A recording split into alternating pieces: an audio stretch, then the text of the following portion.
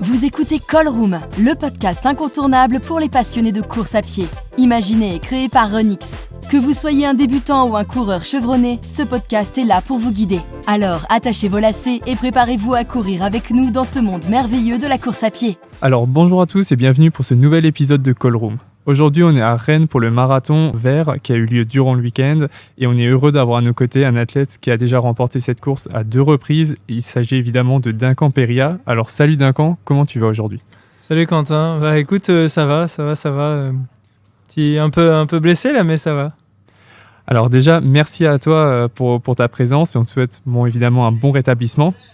Pour la rapide présentation, tu as eu une sélection en équipe de France, c'était il y a 2 ans au championnat d'Europe de cross qui se sont déroulés à Dublin. Tu es spécialisé dans les courses de fond, tu as un record au marathon en 2h12 et 12 secondes établi l'an dernier donc à Séville et tu as fait une petite transition vers le trail cette année.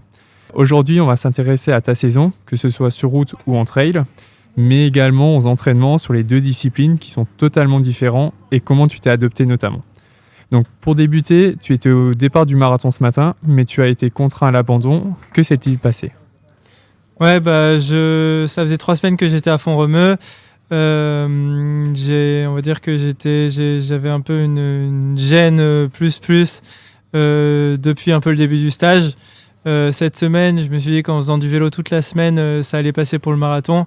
J'avais vraiment envie d'être là parce que cette course c'est un peu celle qui m'a fait qui m'a un peu propulsé on va dire en athlète. C'est là où j'ai fait mon premier marathon. J'ai réussi à faire 2,12 l'an dernier presque tout seul. Du coup j'avais vraiment envie d'être là et c'est surtout que l'orga avait mis en place, avait fait en sorte que cette année j'ai vraiment des bons lièvres. Il y avait Étienne Donovan qui était là pour me tirer, donc je me suis dit les sensations étaient pas trop mal finalement à Font-Romeu. Je me suis dit que la blessure, je pouvais mettre ça un peu de côté et qu'au final ça allait peut-être passer. Et ça n'a pas été le cas. Alors évidemment, tu me disais que tu avais déjà des petites douleurs avant. L'objectif de ce marathon, c'était de base de faire quel type de chrono ? Là, l'objectif, c'était un petit peu de se rassurer, et on va dire de battre mon record quand même. J'avais un peu comme objectif de faire entre 2,10 et mon record, donc un peu mieux que... Enfin, en fait, pas forcément mieux que mon meilleur temps ici. J'avais fait 2,12,36, quelque chose comme ça l'an dernier. Je me suis dit, dans l'idée, j'aimerais bien faire un petit peu mieux que ça. Je me suis dit qu'avec justement 2 lièvres de luxe comme ça, qui m'emmèneraient assez loin, ça aurait pu être possible. Et donc maintenant, malheureusement, repos forcé ?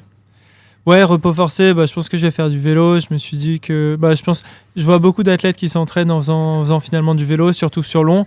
Je pense que pour garder la forme, c'est pas mal. Finalement, en fait, ça me plaît un peu de faire du vélo. Cette semaine, j'ai fait presque que du home trainer et finalement, j'ai pas trouvé ça désagréable. Donc voilà, ça va me pousser à m'entraîner un peu différemment et je me dis que c'est pas si grave que ça. Et alors, pour revenir sur le côté marathon, comment tu prépares un marathon ? Donc, tu m'as dit que tu étais allé à Font-Romeu, mais dans l'ensemble, comment tu prépares un marathon ? Je pense quand même qu'un des trucs les plus importants, quand même, c'est le volume. Moi, je sais que avant d'arriver sur mon premier marathon, ce qui a fait que je l'ai gagné et que j'ai commencé direct avec un bon chrono, c'est le fait que je faisais beaucoup de volume avant. Parce que c'est pas juste une histoire de talent ou quoi que ce soit. C'est vrai que moi je m'entraînais beaucoup, je faisais beaucoup de bi-quotidien, je faisais beaucoup de semaines à 200-250 km et finalement je suis sûr que c'est ce qui m'a le plus servi parce que quand je m'entraîne moins, voire pas, après que je reviens, que je recommence à m'entraîner, au début c'est difficile. Donc je pense que l'entraînement et le volume c'est quand même un peu la partie numéro 1. Alors volume c'est pas juste faire des kilomètres pour faire des kilomètres.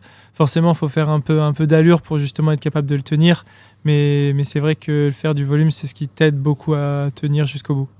Alors justement, on a eu Hassan Chadi dans notre podcast la semaine dernière qui nous disait que lui, il faisait beaucoup moins de volume. Il était en moyenne à 170 km par semaine. Toi, je sais que tu en fais beaucoup plus. Tu es régulièrement à plus de 200 km.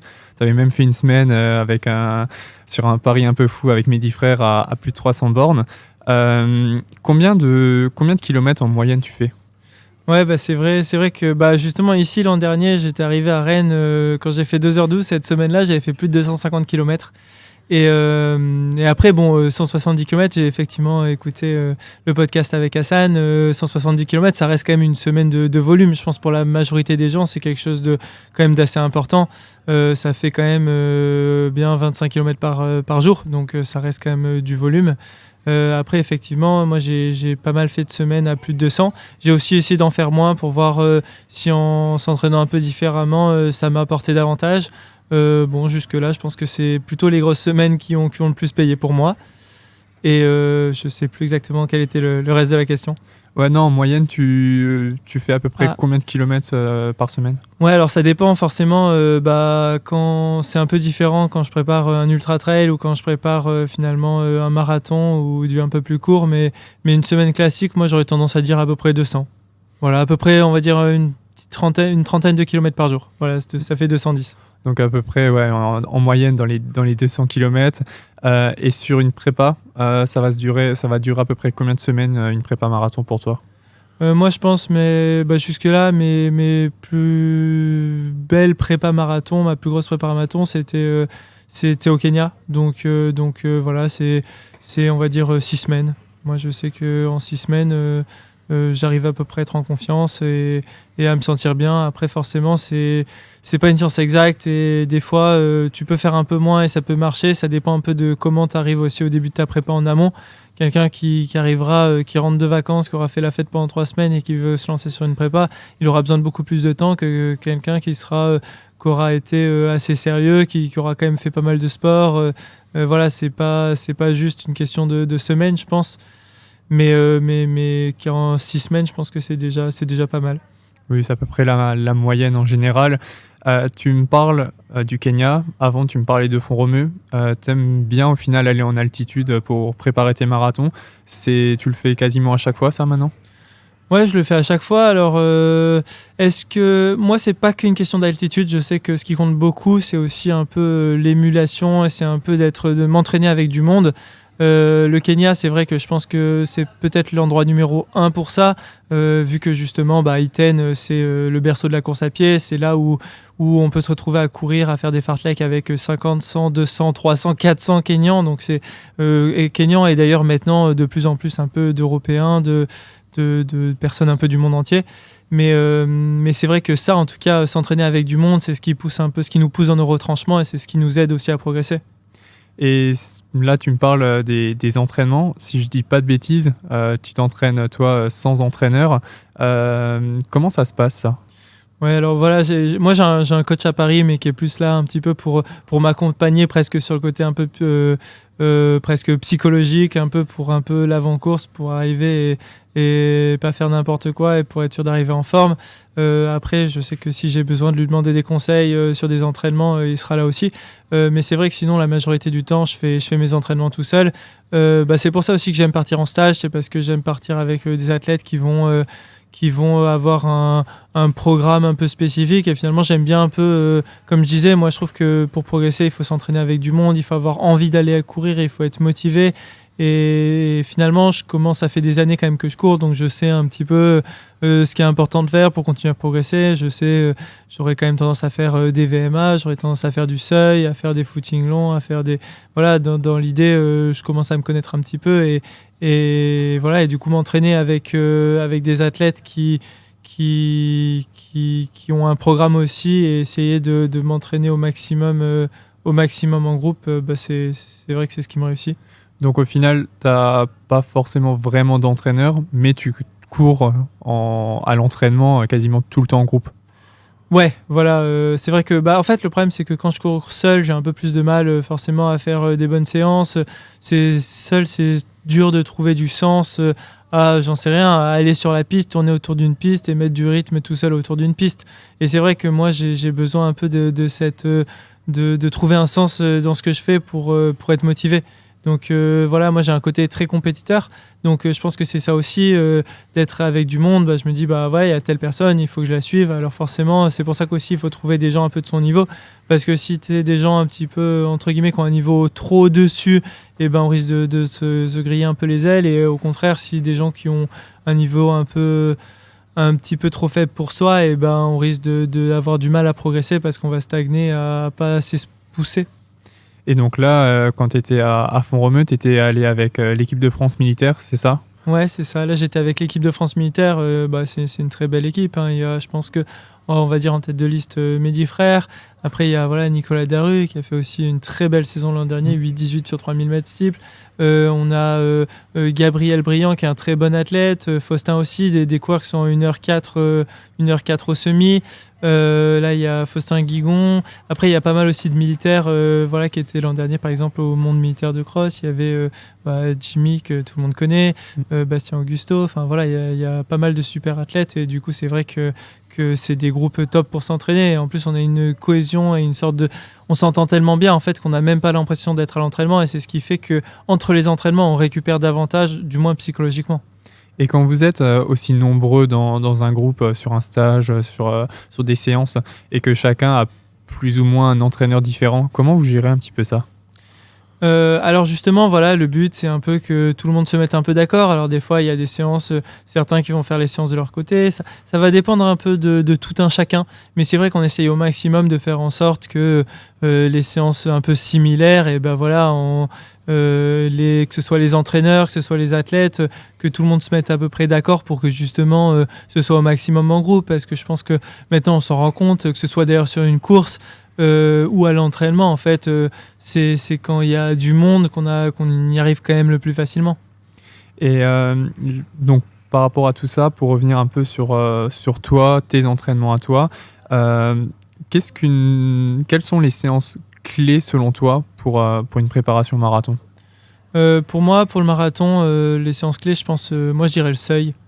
Ou du moins, ou même seuil ou footing progressif, mais dans tous les cas ce sera du seuil, c'est être capable de travailler, d'être économe sur des allures assez élevées, d'être capable de bien oxygéner pour essayer de tenir le plus longtemps possible. Je pense que le seuil c'est indispensable. Après, faire que du seuil, le problème c'est que je m'en suis rendu compte moi-même en faisant un peu des tests physio, c'est qu'après, si on fait que du seuil et pas assez de VMA, on va manquer d'économie de course sur des allures un peu plus élevées. Donc voilà, faut trouver un juste milieu, parce que pareil, trop de VMA et seuil plus beaucoup de VMA, forcément on a plus de chances de se blesser parce que c'est plus traumatisant. Mais je pense que moi je dirais quand même pas mal de seuil. Et pour toi, les séances seuil que tu vas faire, ça va ressembler à peu près à quoi? Ça va être variable, je sais pas, je dirais 4 fois 8 minutes. 4 fois 8 minutes avec les jours où tu es très en forme, de 55 au kill, et les jours un peu moins en forme, 3-10 au kill. Des fois, il peut y avoir des grosses variations. Moi, je sais qu'après, ça dépend peut-être des gens. Moi, je sais qu'il y a des grosses variations entre les jours et les semaines. Des fois, je vais être très en forme et ça va avancer tout seul, et des fois un peu moins. Mais l'important, c'est justement de ne pas être dans une filière où on monte trop un peu en lactate. Et voilà. Oui, forcément, tu as toujours des semaines où tu as un peu le contre-coup de la semaine d'avant qui était assez intensive, et donc tu as un peu de fatigue par rapport à tout ça. Et sur une semaine type pour toi, donc avant on a dit c'est 200-210 de moyenne en termes de kilométrage, une semaine type pour toi, ça va être quoi en termes de séances du lundi au dimanche à peu près? Ça va être presque tous les jours, on va dire au moins un footing tous les jours. Un footing en général pour moi c'est au moins 8 km. Entre 8 et un footing c'est pour moi entre 8 et 15 km.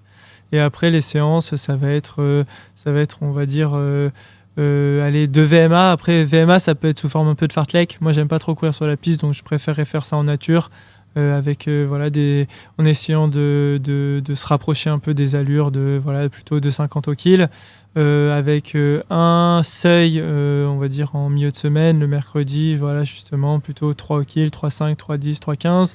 Une sortie longue, moi je fais rarement de sorties très longues comme certains font de 35 km. En général, moi une sortie longue c'est plus 30, et je pars du principe que vu que je double un peu tous les jours, dans tous les cas avec la fatigue ça permet de faire plus. Maintenant j'essaye un petit peu de faire un peu plus de renfo, surtout que là je suis un peu blessé, donc ça me pousse à en faire, et même peut-être un petit peu de vélo, mais on va dire 2 VMA, un seuil, une sortie longue, un peu de renfo, éventuellement un petit peu de vitesse. C'est pareil, ça j'en fais pas beaucoup, mais de temps en temps ça m'arrive d'en faire. On sait, il y a beaucoup d'athlètes qui font ce que tu disais que tu vas essayer de faire, c'est du vélo ou alors même de l'elliptique. C'est des choses que tu fais jusqu'à présent quasiment pas et que tu souhaites mettre un peu en place pour la suite. Ouais, je pense que quand on se rapproche de la compétition, si on peut éviter d'en faire quand même trop, c'est bien. Je pense que plus on se rapproche, plus il faut travailler spécifiquement les muscles qu'on va solliciter le plus pour la course. Je pense que c'est pas, je parle plutôt par rapport à tout ce qui est économie de course. Voilà, moi je sais que si je fais pas mal de vélo, je vais prendre pas mal des quadris et après je vais me sentir éventuellement puissant sur le début de course, mais je sens que je consomme beaucoup plus d'énergie que forcément si je fais de la course. Mais par contre, si j'ai pas le choix, et ben l'avantage du vélo effectivement, c'est que c'est un sport porté et que du coup c'est beaucoup moins traumatisant. Donc voilà, là quand on a des douleurs comme j'ai actuellement, où de toute façon on peut limite pas courir, ou en fait ou même indépendamment de pas courir, des fois on va se forcer, on va courir, donc déjà on n'ira pas vite, mais en plus psychologiquement c'est dur en fait de partir 1 heure en se disant je vais avoir mal pendant 1 heure. Donc c'est bien de pouvoir compenser et de pouvoir jouer en fait avec un peu d'autres sports qui permettent de continuer à travailler certaines qualités indispensables dans tous les cas pour le marathon, travailler son endurance justement avec des sorties longues à vélo. Et tu parles de enlever un peu ce côté vélo et rester vraiment sur la course à pied quand tu t'approches de la compétition. Et justement, quand tu t'approches de cette compétition, est-ce que tu as une séance que tu as l'habitude de faire, je sais pas, 1 semaine avant, 15 jours avant, 10 jours avant, qui te permet peut-être aussi de te rassurer un peu sur ta forme du moment? Moi, je sais que j'ai pas forcément besoin de me rassurer parce que des fois, je sais que quand je vais faire des séances qui vont me rassurer, je vais arriver sur la course, finalement, je serai pas très bon. Alors que des fois, je vais faire des séances où je vais me dire, ouh là là, c'est pas ouf aujourd'hui, et finalement, j'arrive sur la course, je suis pas mal. Donc, j'avoue que je me prends pas énormément la tête avec ça. Donc non, donc en fait, je préfère un petit peu me dire, je me suis bien entraîné. Je vais faire tout mon possible pour que ça se passe bien. Voilà, je me sens en forme. J'essaye plus un peu de psychologiquement de me mettre dans un état d'esprit le plus positif possible, où chaque truc un peu négatif qui peut m'arriver dans la journée, c'est de le transformer en positif pour partir au début de la course en ayant le plus envie possible, en me disant je suis capable de le faire, parce que je pense que ça aussi c'est important pour réussir. Et on reste toujours dans cet univers un peu marathon. On en parlait avant, ton premier marathon c'était en 2021, c'était ici même à Rennes. Ouais. C'était aussi, si je dis pas de bêtises, support des championnats de France à l'époque. Ouais. Comment c'est venu cette idée de passer sur marathon? C'était pour toi une suite logique, ça a toujours été une évidence ou pas du tout? Oui, dans le sens, enfin une évidence presque, dans le sens où avant de me lancer sur le marathon, mon ancien entraîneur à l'époque et même les gens avec qui je m'entraînais voyaient que là où j'étais le meilleur, c'était clairement sur du long, que sur du seuil j'étais entre guillemets infatigable. Enfin du coup c'est pas le cas, mais voilà, j'arrivais à tenir, j'allais pas forcément très vite, mais j'arrivais à tenir un effort intense assez longtemps, et en plus de ça je m'entraînais déjà presque comme un marathonien. Où voilà, je commençais déjà à faire pas mal de volume. Je me doutais que ça pouvait pas trop mal se passer sur marathon. Ouais. Et pour la petite anecdote, cette année-là, tu fais 2h14 pour ton tout premier marathon. Comme je disais avant, c'était support des championnats de France. Et ce jour-là, tu n'avais pas mis le maillot de ton club, tu avais laissé ton maillot de sponsor. Et donc, tu n'avais pas été classé sur les championnats de France alors que tu avais fini premier. Comment tu avais digéré à l'époque le fait de ne pas être champion de France au final? Alors, ça a été un peu différent selon les moments. Au début, j'ai, sur le coup, mal digéré. En fait, sur le coup, je me suis dit, non, c'est pas possible. Je vais essayer d'aller négocier. On peut pas m'enlever un titre alors que j'ai gagné de façon hyper fair-play. Voilà, c'était juste un t-shirt, c'était vraiment matériel, et la performance en elle-même, on pouvait pas me l'enlever. Donc voilà, donc sur le coup, hyper déçu. C'était mon premier titre de champion de France, du coup que je n'ai pas eu. Après, au final, j'ai très vite accepté. Je pense que, en fait, moi, je suis quelqu'un qui relativise beaucoup et de plutôt positif.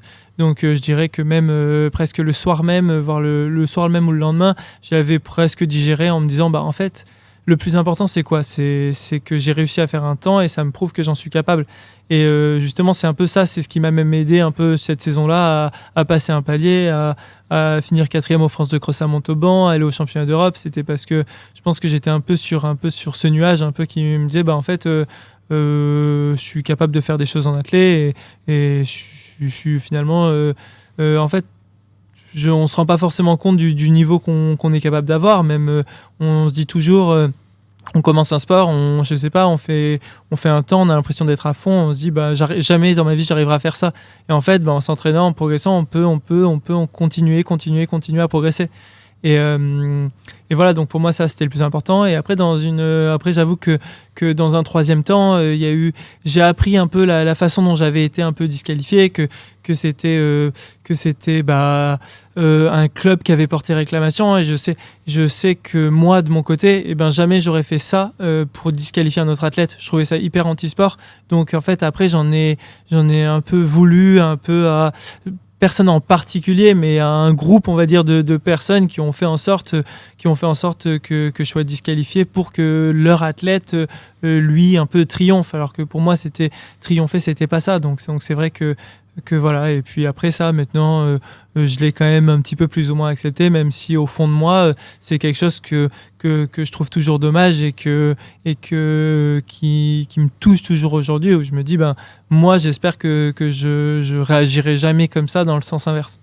Donc pour expliquer un petit peu, effectivement, sur les championnats de France, les clubs peuvent porter réclamation quand ils pensent qu'il y a eu une action ou un fait de course qui ne doit pas être qui ne devait pas être là.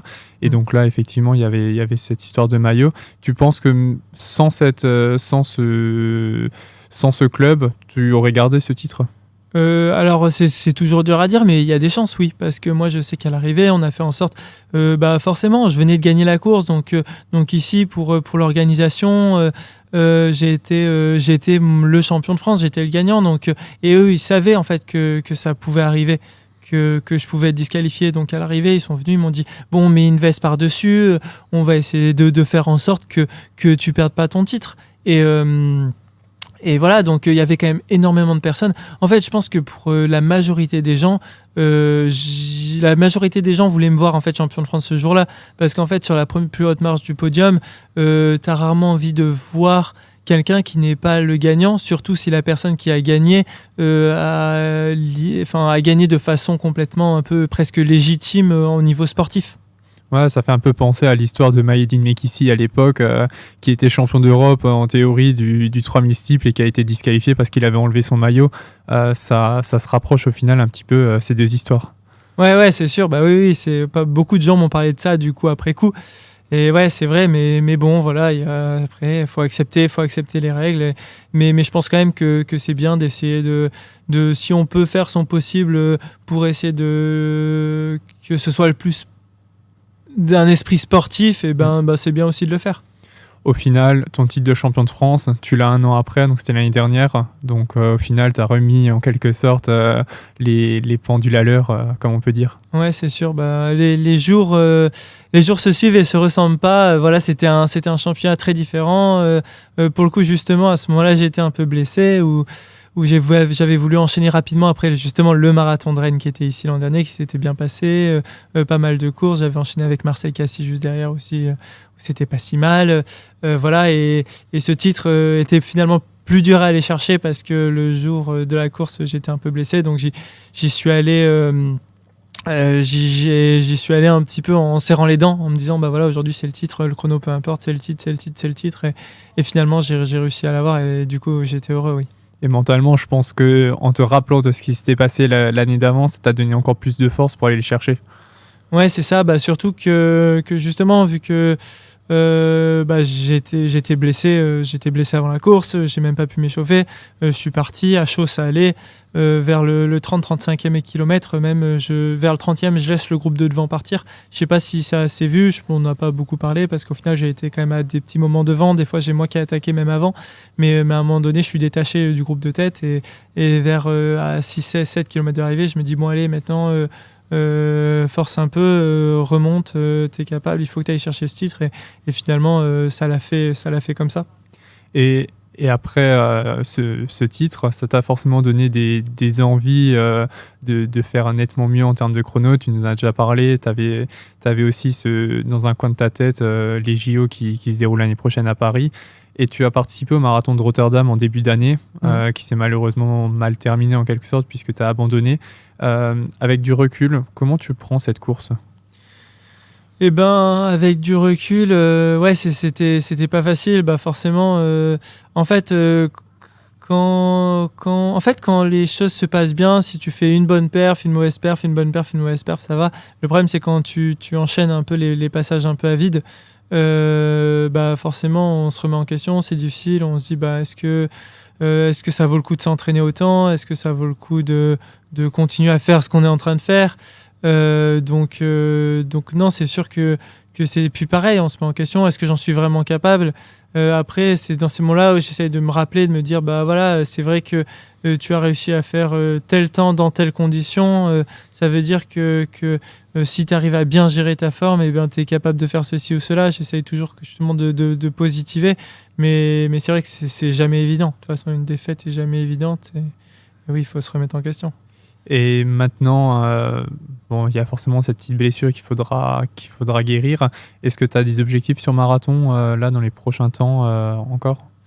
Ouais, alors là, je pense que ce sera plus Séville probablement. De base, j'hésitais un petit peu avec Valencia, mais là, à mon avis, les prochaines semaines, ça va être sur le vélo, donc ça va peut-être être un peu court pour aller à Valence.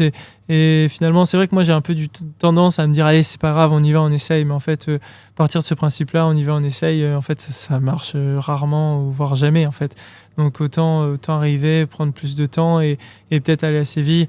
Et voilà, et avoir le temps justement d'abord de faire une bonne base et de continuer à bien s'entraîner sur le vélo, et après quand je suis guéri, bah, avoir les crocs et pouvoir pousser davantage et faire un truc bien à Séville.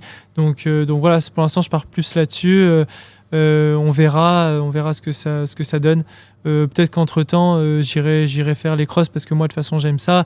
Voilà, si j'ai récupéré. Mais bon, les crosses, l'avantage c'est que vu que c'est un parcours qui est un peu différent, on peut courir un peu plus en force grâce un peu à la force des cuisses. Donc je pense que même si j'arrive à carrer pour crosses de sélection et que j'ai fait que du vélo, ça me dérangera moins que sur un marathon. Donc voilà. Donc éventuellement un objectif d'aller au championnat d'Europe de nouveau cette année sur cross? Ouais, bah c'est vrai que moi je trouve qu'en plus les crosses, finalement ça se complète un peu avec, ça permet de travailler un peu sa vitesse, et ça permet d'être assez polyvalent. Donc déjà, et puis moi les crosses, c'est comme ça que j'ai commencé à l'athlé, c'est avec les crosses. C'est au collège, on m'avait proposé de faire ça, de faire les crosses du collège. Donc et c'est vraiment ce qui m'a fait kiffer à l'athlé. Donc j'ai quand même envie de continuer à garder un peu ce côté un peu plaisir. Et sachant que je pense que ça c'est aussi important, et il y a beaucoup d'athlètes finalement qui font les crosses, que tu fasses du 800 mètres, 1500 mètres ou du long, il y en a quand même pas mal finalement qui passent par les crosses avant de retourner sur leur discipline. Donc oui, et puis bon, j'avoue que Dublin, il y a 1 an et demi là, c'était quand même un moment incroyable. On est champion d'Europe grâce moi j'étais pas parmi ceux qui ont compté dans l'équipe, mais grâce en tout cas à l'équipe de façon générale, ouais, on a été champion d'Europe devant de belles nations, et c'était chanter la Marseillaise sur la plus haute marche du podium. C'est quand même incroyable quand tu as Jacob Ingebrigtsen, qui est une figure un peu dans l'athlétisme, et qui est sur la 3e marche du podium juste à côté de toi à gauche. C'est vrai que ça fait quand même quelque chose, quoi. On se dit mais qu'est-ce qui se passe? Ouais, c'est sûr que niveau des émotions, des souvenirs, ça va être incroyable, et puis ça donne, je pense aussi, surtout envie de revivre de telles émotions. Oui, c'est sûr, voilà, et surtout que il y a une bonne partie, il y a beaucoup de gars de l'équipe en plus avec qui je m'entends bien. J'étais hyper pote avec Mehdi à ce moment-là, et du coup c'est vrai que chanter la Marseillaise, je me souviens lui en train de je chante très faux en fait, et je chantais assez fort, et on était sur le podium comme ça sur la plus haute marche, moi j'étais en train de chanter, lui était à moitié en train de se foutre de ma gueule en rigolant, en se disant mais c'est n'importe quoi ce qui est en train de se passer. C'est vrai que rien que ça, c'est des choses qu'on n'oublie pas. Ouais, tu m'étonnes. Alors, pour revenir un peu sur le côté marathon qu'on avait dit avant avec Rotterdam et cet échec, par la suite, tu as un peu coupé avec la route et tu as fait un passage sur trail. C'est un peu cette seconde partie donc, du podcast où on va un peu parler de ce passage-là. Comment t'es venue cette idée de passer sur trail? Alors, on va dire, moi, ça faisait des années que je faisais de l'athlé, et en fait, moi, finalement, je trouvais que je me suis rendu compte que j'avais un peu un blocage psychologique pour progresser davantage après les États-Unis, parce que c'est en arrêtant l'athlé et en reprenant qu'un an plus tard, où j'étais un peu, on va dire, désinhibé ou même plutôt décomplexé en fait, en me disant je m'en fous, maintenant j'arrive sur une course, si je fais un truc bien, je fais un truc bien, si je fais pas un truc bien, je fais pas un truc bien, j'ai plus rien à prouver à personne, je courais plus que comme ça, et en fait c'est ce qui m'a rendu plus fort en fait, c'est ce qui a fait que j'avais plus peur de rien, c'est ce qui m'a fait progresser, et du coup j'avais un peu envie de revenir un peu vers ce côté oubli, donc en fait le problème c'est que quand tu progresses, après il y a plus d'attentes envers toi, tu as une pression, davantage de pression, et des fois ça peut t'aider à progresser, et des fois au contraire ça peut te bloquer un peu. Et voilà, et du coup, je sais que moi, des fois, trop de pression ou trop d'attentes, ça fait que je cours beaucoup moins librement et je perf moins. Et du coup, le fait de passer sur trail, je voulais un peu changer de discipline, changer un peu de sport, qu'on m'oublie un peu. Je voulais qu'on m'oublie un peu dans l'athlétisme pas classique, l'athlétisme on va dire, de la route, de la piste, du cross, ce milieu un peu de l'athlétisme qu'on connaît, on va dire, qu'on se retrouve vite dans les écoles d'athlètes. Et voilà, et le trail, c'était une bonne façon finalement de continuer à faire un sport qui est finalement très similaire, et qui travaille quand même finalement pas mal les mêmes muscles, même si effectivement c'est un peu différent. Avec les grosses descentes, il faut travailler davantage au niveau des cuisses, de l'excentrique, concentrique, etc. Mais on reste sur un sport qui est assez semblable, et en même temps, je connaissais personne dans ce milieu, les gens me connaissaient pas forcément tant que ça finalement, et je me suis rendu compte qu'il y avait plus de gens qui me connaissaient que ce que je croyais. Mais voilà, je voulais me retrouver un peu être nouveau dans un nouveau sport pour pouvoir mieux revenir un peu sur la route. Ouais, et puis on dit souvent que la route, c'est vraiment le côté très perf. De toute façon, quand tu prépares typiquement un marathon ou même un 10, un 5, tu as toujours un objectif de chrono, oui. Chose que tu n'as pas forcément en trail, ou beaucoup moins en tout cas. Est-ce que c'est ce que tu recherchais au final, de plus avoir ce côté il me faut absolument avoir ce chrono-là, et plus être un peu plus libéré en quelque sorte sur une discipline que tu connais pas? Oui, alors je pense que sur trail, effectivement, après je pense que ça c'est un peu l'idée qu'on en a, mais je pense que de plus en plus le côté performance il devient important. Je pense que maintenant on pratique des sports, le sport d'endurance, je pense qu'en ce moment c'est pas mal d'actualité, ça a pas mal la cote, le fait de faire du marathon, le fait de faire du trail, et du coup il y a un petit peu plus, on va dire un peu plus d'argent, donc forcément plus d'argent, plus d'objectifs, plus de pression, et je pense que maintenant même sur trail, il y a beaucoup maintenant d'athlètes qui ont beau dire on est là pour le côté nature, tout ça, même en parlant avec pas mal, et en fait de plus en plus il y a quand même le côté performance qui prend le dessus, et voilà, moi je trouve pas ça très grave, mais du coup effectivement à ce niveau là je pense que même si c'est pas un chrono, c'est quand même des places, et on arrive quand même un petit peu à se rendre compte de ce que vaut une perf, donc ouais, donc non, au final, c'est comme, je sais pas, après, sur cross, par exemple, on a beau jamais avoir de chrono, il y en a qui vont trouver ça tout aussi dur, parce que finalement, on a quand même un objectif de place, parce qu'on sait qu'on va faire, j'en sais rien, je sais pas, top 5 au France, top 10, top 20, top 50, top 100, enfin, peu importe, chacun un peu a ses objectifs, et c'est un petit peu par rapport aux autres ce qu'il devrait être capable de faire. Donc... Ouais, c'est sûr, tu auras toujours ces côtés objectifs, que ce soit sur cross ou sur trail, sans avoir forcément ce côté chrono. Mais effectivement, toi qui n'étais pas du tout dans ce domaine-là, tu es allé un peu dans l'inconnu, et c'est vrai que tu avais peut-être un peu moins ce côté pression que tu pouvais avoir sur route notamment.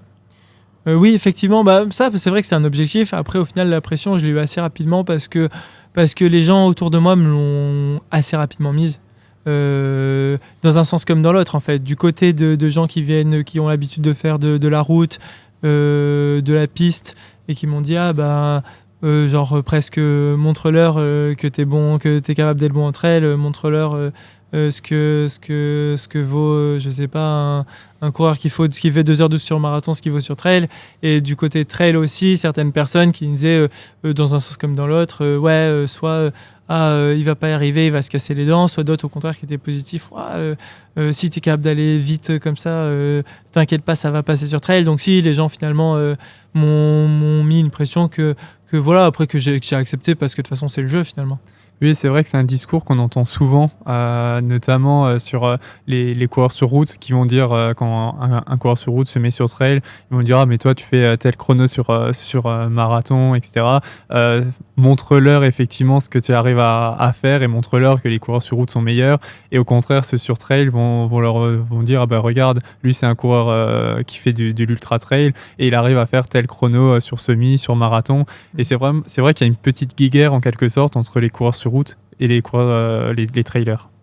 Ouais, je pense que voilà, il y a une guerre. Après, à mon avis, ça reste quand même une minorité. Le problème, c'est que c'est des fois la minorité qui fait le plus parler.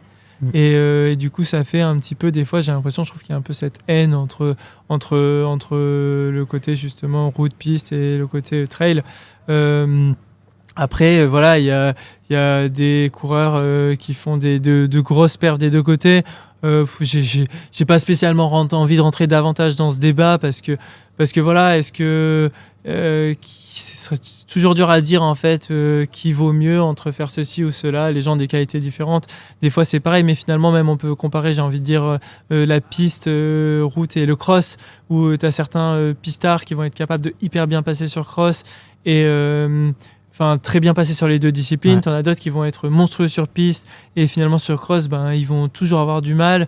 À l'inverse, des crossman qui vont être hyper bons sur cross et après tu les mets sur une piste, ils vont avoir du mal. Voilà, chacun un peu unique. Certains athlètes sont plus polyvalents que d'autres et voilà. Et ouais, l'important c'est de toute façon c'est de faire du mieux qu'on peut et voilà, de quand même de courir, même s'il y a un côté performance où forcément tu te compares aux autres, le but c'est quand même de faire déjà le mieux par rapport à soi-même.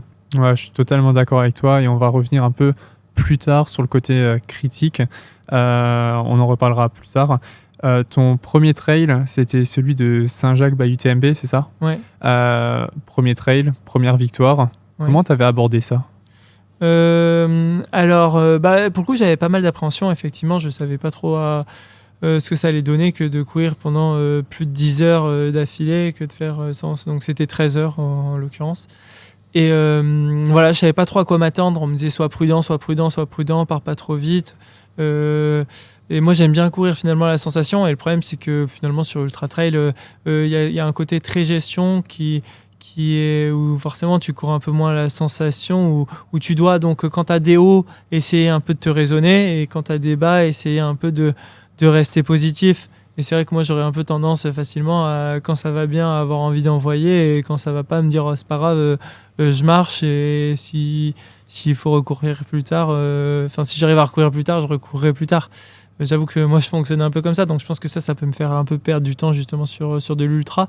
Mais c'est pareil, j'étais arrivé quand même avec l'objectif sur mon premier ultra de gagner quand même. Et ce que finalement j'ai réussi à faire, c'était pas forcément évident parce qu'effectivement j'ai eu des bas et j'ai eu des hauts, mais j'ai eu aussi des bas, des moments où je pense pas avoir été très régulier pendant cette course, mais je m'en suis quand même sorti pour faire une perf pas trop mal. Donc voilà. Ouais, puis c'est vrai que les hauts et les bas, c'est vraiment la difficulté du trail et de l'ultra, de gérer vraiment tous ces moments-là. C'était ton objectif d'aller ensuite de te qualifier, d'aller à Chamonix pour la finale de l'UTMB ? Oui, alors j'avais envie d'essayer déjà un ultra et effectivement je me disais et pourquoi pas en vue de faire justement l'UTMB. C'est pour ça que j'ai choisi un ultra qui était bas UTMB et qui me permettait, si je faisais un podium, de me qualifier. Oui, je cache pas que mon idée derrière la tête quand même était d'aller à l'UTMB en août. Et pour préparer un tel événement qui est l'un ou le plus gros événement mondial de trail, comment tu t'es préparé ? Parce qu'au final, niveau trail, tu n'y connaissais pas forcément grand-chose par rapport au marathon. Est-ce que tu t'es entraîné tout seul ou tu as là justement demandé à quelqu'un de l'aide au niveau entraînement ? Alors là, j'ai eu la chance de partir avec Oka à Val Thorens, avec toute l'équipe Elite Trail Oka à Val Thorens et de voir un peu comment ils s'entraînaient et du coup de m'entraîner avec eux. Parce que c'est vrai que quand je suis parti au Trail de Saint-Jacques, pour le coup, je ne m'étais pas entraîné pour de l'ultra.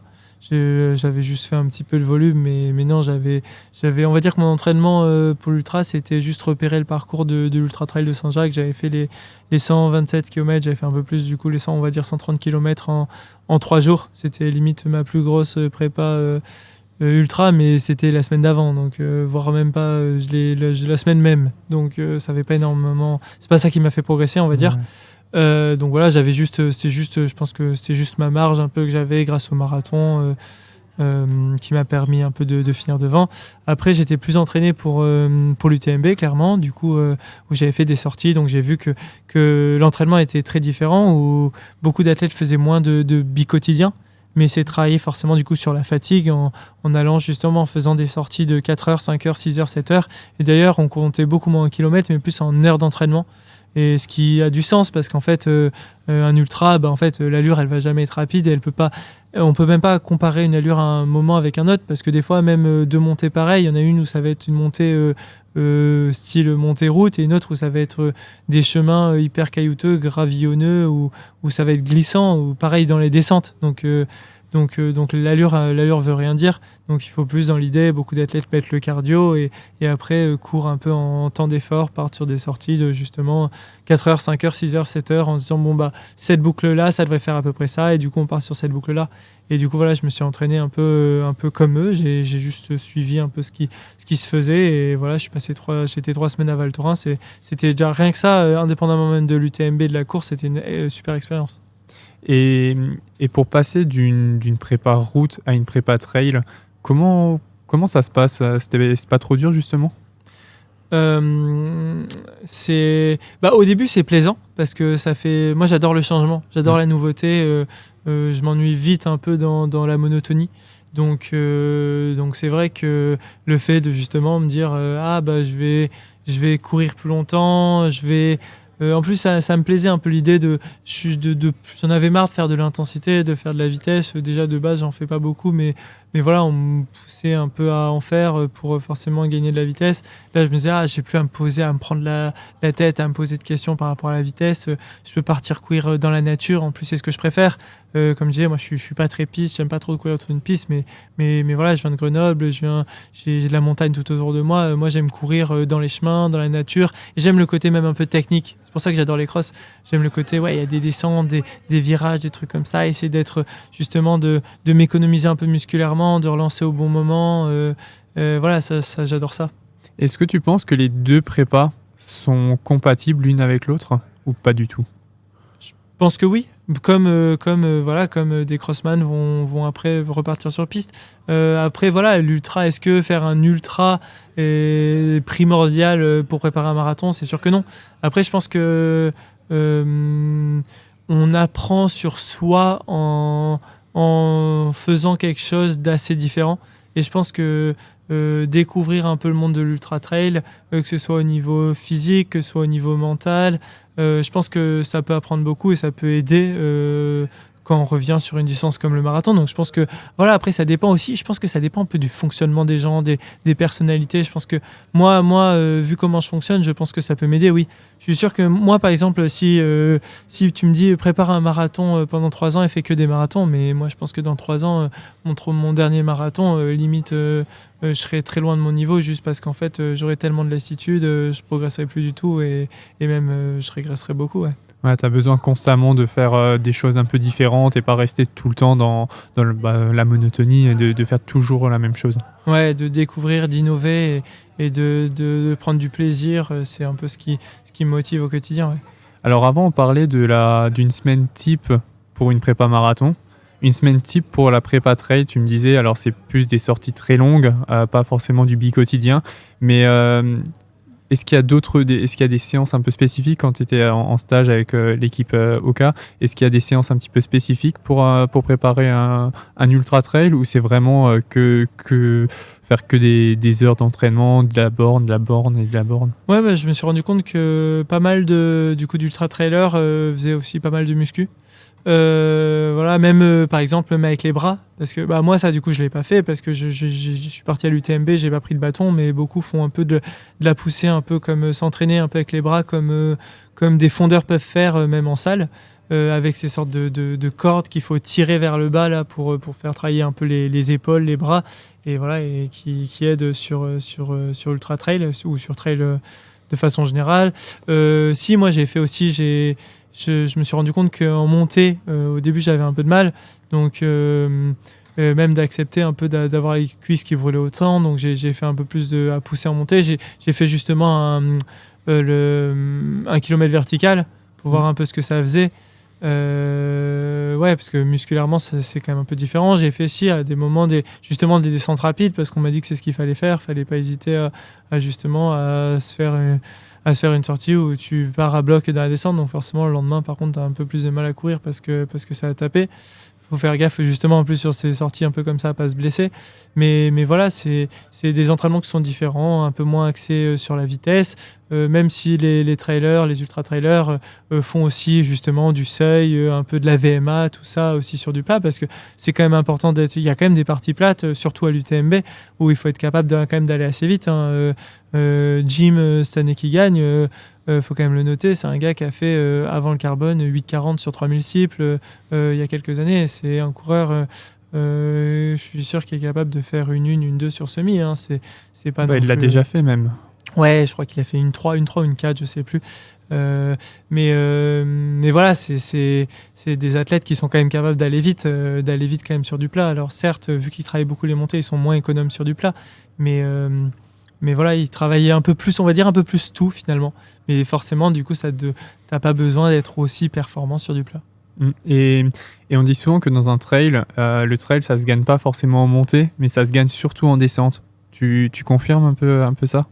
Alors, j'ai envie de dire oui et non, parce que Kilian Jornet, on voit je sais plus, on m'a montré un peu justement des statistiques où on voyait qu'en fait, Kilian était très fort en montée, et c'est celui qui a gagné le plus de fois l'UTMB, et voilà, il allait relativement vite en montée.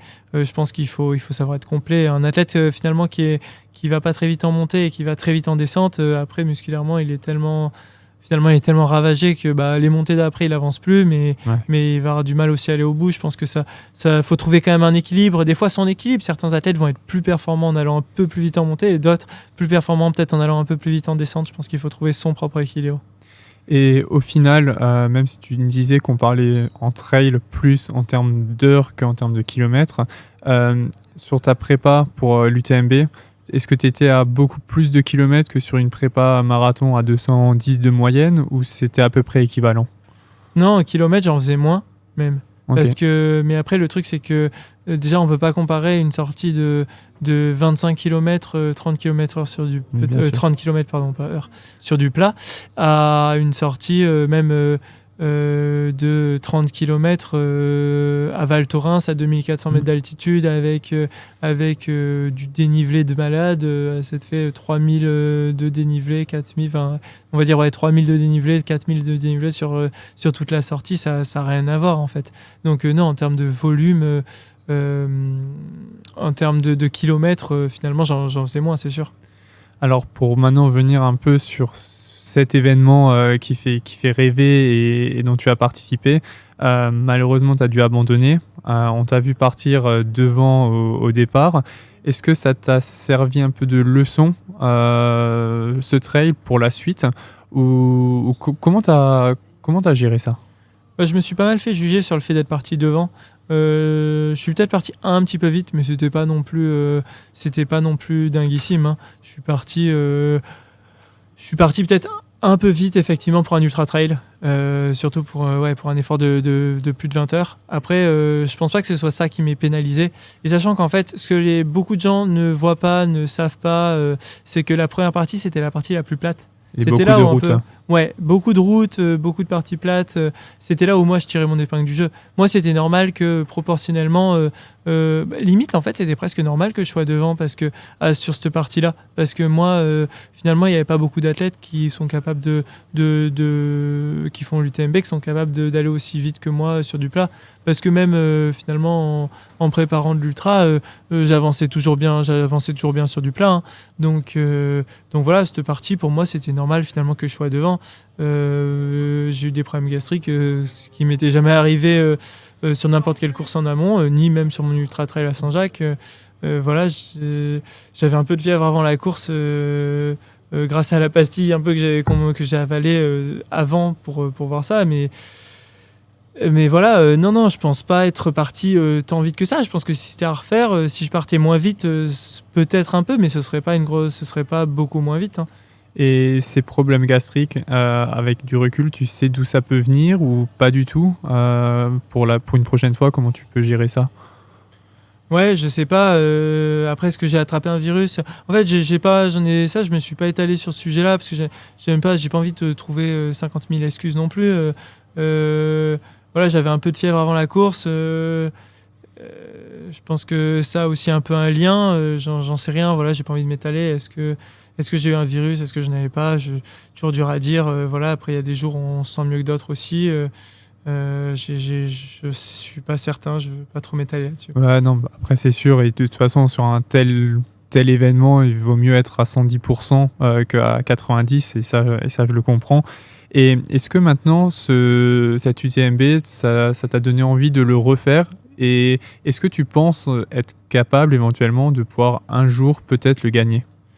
Alors de le refaire, oui, rien que par rapport à l'ambiance. Je pense que c'était vraiment, l'ambiance était incroyable. Je crois que je l'ai dit à maintes reprises. Mais l'ambiance, que ce soit surtout à Notre-Dame de la Gorge, et je sais que certains, du coup, qui sont allés plus loin et qui sont allés jusqu'au bout, il y a eu d'autres moments vraiment très intenses en termes de gens qui étaient là pour nous pousser vers le haut, pour nous pousser un peu dans nos retranchements, entre guillemets. C'est vrai que c'est une ambiance qui est quand même particulière, où tu es quand même dans la nature. À la fois, tu es un endroit où c'est assez sauvage, c'est très nature, et à la fois, tu as quand même ce contact humain, moi, que j'aime, donc ça donne envie de le refaire. Après, le gagner, j'ai pas envie de m'avancer à ce niveau-là. Est-ce que j'en suis capable? Est-ce que j'en suis pas capable? Finalement, l'important, autant c'est de le prouver un peu en le gagnant plutôt qu'en le disant. C'est vrai que pour l'instant, j'ai pas le droit de dire que je suis capable de le gagner parce que du coup, je me suis arrêté quand même assez rapidement, et parce qu'il y a d'excellents trailers qui aujourd'hui sont meilleurs que moi. Donc voilà, je reviendrai un jour, oui, c'est sûr. Est-ce que je suis capable de le gagner? On verra. Donc en tout cas, on te reverra sur cette distance. Oui, c'est sûr, ça c'est sûr. Alors, pour parler un peu toujours côté trail, au niveau alimentation, sur route, on est souvent sur des gels et des boissons. Sur trail, est-ce qu'il y a beaucoup de coureurs qui sont après sur plutôt du solide? Est-ce que toi, comment tu as géré ça? Est-ce que tu étais plutôt resté vraiment sur le côté gel et boisson comme tu le fais sur route? Ou alors tu as mis dans ton alimentation aussi du solide et d'autres choses? Ouais. Alors, du coup, là, par rapport à ça, je préfère parler de l'Ultra de Saint-Jacques parce que là, je suis allé au bout, et Oui, du coup, bien j'ai sûr. fait les 13 heures d'effort, et du coup, ce sera plus, ça aura plus de sens de parler de ça. J'ai tourné que au gel à Saint-Jacques. Pour redonner un petit peu les chiffres, ce sera à peu près. J'ai pris une 30aine de gel dans l'idée, j'ai mangé peut-être 5-6 compotes, et après, j'ai mangé quelques pâtes de fruits aussi. Donc ça fait quand même pas mal sur l'ensemble de la course. C'est vrai que ça fait beaucoup juste de sucre.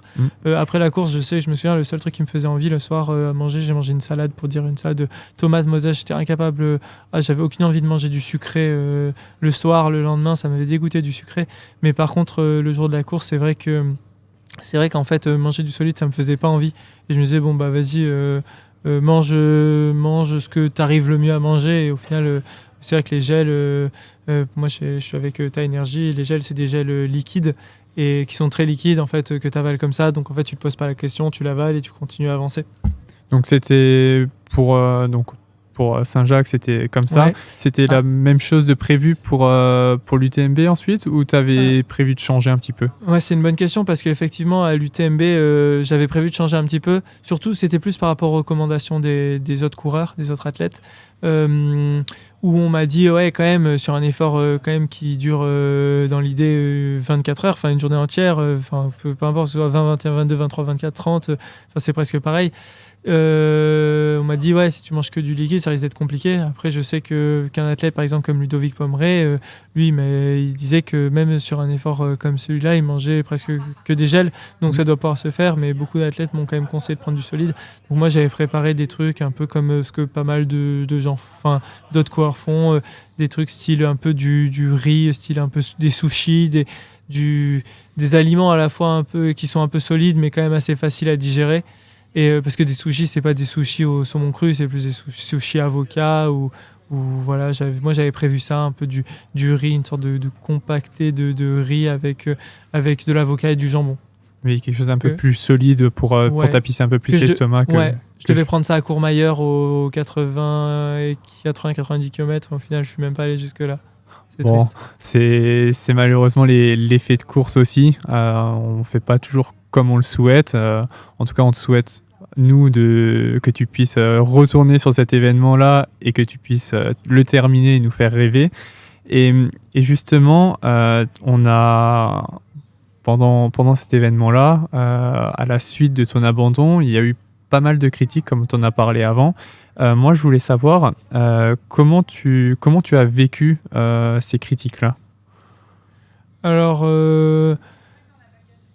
ça fait. En fait, c'est. Au fond, je l'ai pas très mal pris. Ça m'a pas empêché de dormir. Mais c'est vrai que c'était un peu la première fois que j'avais un peu des haters. Donc, non, moi, je suis assez. En plus, je suis pas mal dans le débat. Donc, de base, j'avais juste envie de répondre et de leur dire, mais il y avait des choses qui étaient dites, c'était du n'importe quoi en fait, qui avait rien à voir.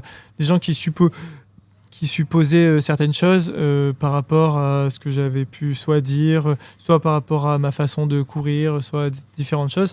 Moi, j'avais juste envie de répondre. Au final, les gens autour de moi m'ont dit mais arrête de répondre. En fait, c'est leur donner de l'importance et ça vaut pas le coup. Donc voilà, je me suis dit, effectivement, peu importe, de toute façon, quoi que tu fasses, tu auras forcément des gens qui aimeront pas ta façon de faire. Et voilà, et du coup, en fait, le mieux, c'est de laisser passer. Ouais, c'est clair. Et de toute façon, il n'y a que ceux qui ne font rien, qui ne peuvent pas se louper. Donc voilà, c'est comme ça. Mais d'ailleurs, ce que je trouve assez étonnant, c'est que en fait, j'ai été très soutenu par les trailers entre guillemets professionnels ou les trailers très impliqués qui eux ont presque tous été hyper sympas envers moi et finalement la plupart les gens qui sont venus me critiquer, c'était des gens qui soit font 2-3 trails par-ci par-là, qui s'entraînent pas tant que ça. Donc en fait, c'est vrai qu'effectivement, c'est pas ceux à qui je dois apporter le plus d'importance. Non, c'est clair. Et puis je pense que les conseils, il vaut mieux les prendre de ceux qui ont cette expérience-là, comme Ludovic, qui continue à briller, alors que pour le coup, parmi les 10 premiers, c'était clairement le plus âgé des 10. Et au final, il fait une super course. Donc je pense que c'est de ces personnes-là qu'il faut tirer parti, en tout cas. Ouais, c'est sûr. Puis c'est inspirant même de façon générale. Ça prouve que même en termes d'âge, on peut continuer à progresser sur le tard dans les sports d'endurance ou même dans pas mal de sports. Donc maintenant, au final, cette expérience trail, elle est un petit peu clôturée pour le moment. Oui, là, c'est sûr que là, clairement, je suis reparti complètement sur la route, donc j'ai pas envie de penser au trail. Voilà, j'ai envie de faire un beau chrono sur marathon. Voilà, je me dis c'est ma 3e année. J'aimerais bien forcément battre mon record déjà sur marathon, voire éventuellement plus, pourquoi pas. Donc c'est vrai que je peux pas non plus je peux pas non plus tout faire. C'est déjà pas mal de faire un petit peu les crosses au milieu d'un marathon. Je risque pas de faire trail, marathon et cross. Déjà que là, juste j'ai repris peut-être un petit peu vite là justement quand j'ai coupé après l'UTMB et je me suis retrouvé finalement à me blesser à Font-Romeu parce que j'ai voulu en refaire probablement un peu trop vite. Donc voilà, je peux pas tout faire. Et maintenant, si on peut te souhaiter quelque chose pour la saison à venir, déjà, un bon rétablissement, j'imagine, mais ensuite, une qualif pour les Europes de cross et un beau chrono à Séville. Ouais, complètement.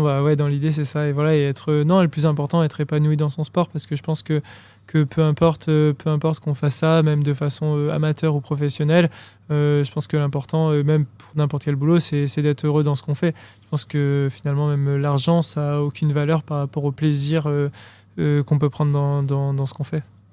Écoute, en tout cas, merci à toi d'avoir répondu à toutes mes questions pour ce podcast. C'était très enrichissant.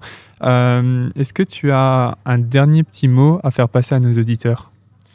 J'ai un dernier petit mot. Je sais pas je sais pas exactement qui écoute, mais merci à ceux qui en tout cas qui suivent ce que je fais. J'avoue, c'est toujours un peu étonnant, un peu bizarre d'avoir des gens qu'on connaît pas et qui nous suivent. Et voilà, juste merci pour ça. En fait, c'est assez simple, assez basique, mais Voilà. Bon, en tout cas, le message, il est passé. Nous, on vous dit en tout cas merci de nous avoir écoutés. N'hésitez pas à vous abonner sur nos plateformes d'écoute pour ne louper aucun des futurs podcasts. Et nous, on se donne rendez-vous donc très rapidement pour un prochain épisode de Call Room. Allez, salut Duncan. Ciao Quentin. Merci d'avoir écouté cet épisode de Call Room, podcast imaginé et créé par Onyx. Ne loupez rien de l'actualité de la course à pied sur nos réseaux sociaux et retrouvez l'intégralité des podcasts sur nos plateformes d'écoute.